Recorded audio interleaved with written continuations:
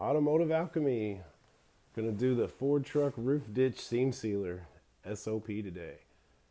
Always check batch dates before applying your seam sealer. Make sure it stuff's fresh. Don't want to redo it, that's for sure. As you can see here, we got June 3rd, 2020, and this was done in November of 2020. Got a 5-minute work time, 30-minute sand time. Purge the cartridge before purging the tip. As you can see here, we got a lot more of the white product than the more clearer product. Get the mixing stick on. Then we want to purge that mixing tube.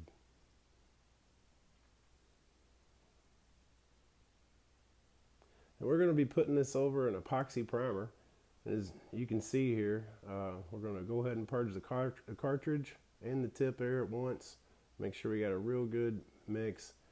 And we're going to put this over our epoxy primer. And you can see there's a little bit of seam sealer right there already on that flange line. We wanted to make sure there was no air gaps to come up and cause more bubbles.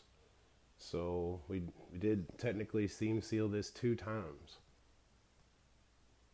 But nobody wants air bubbles in a roof ditch. It just causes a lot of issues.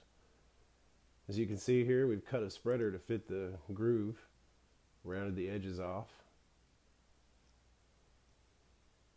And that way we can get this product all the way to the tape line.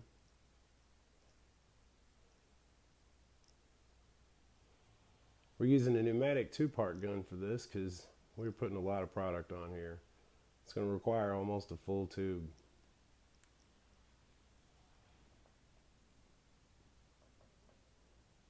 We're basically creating a molding with seam sealer.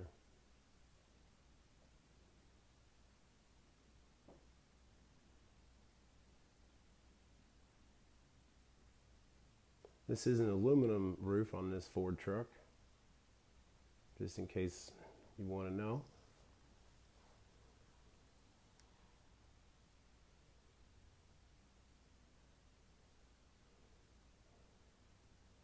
Going to smooth it out a couple times here. Just make sure we got it nice and even and no air bubbles or anything to worry about.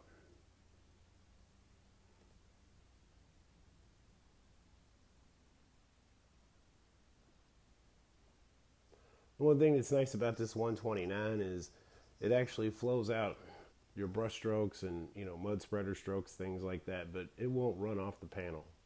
It'll allow the seam sealer to flow just enough to let the edges round off to make it look more factory.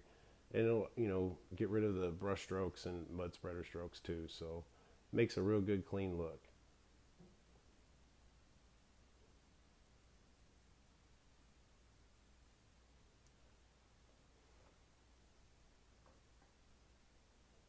Just making absolute sure that we got this thing all the way filled up as far as we can get it.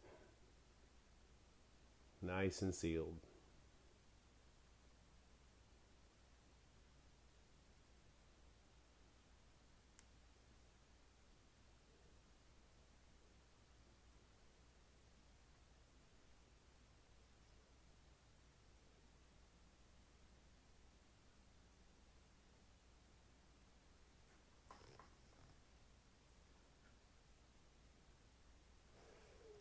Getting ready to pull the tape here. You want to do this as soon as you get the seam sealer where you want it because it'll allow more time for it to flow out and get rid of those sharp tape edges. You don't want those tape lines and those tape edges, to be real sharp because that's a potential place to hold moisture or, water, any kind of contaminants, salt, anything like that can actually cause corrosion.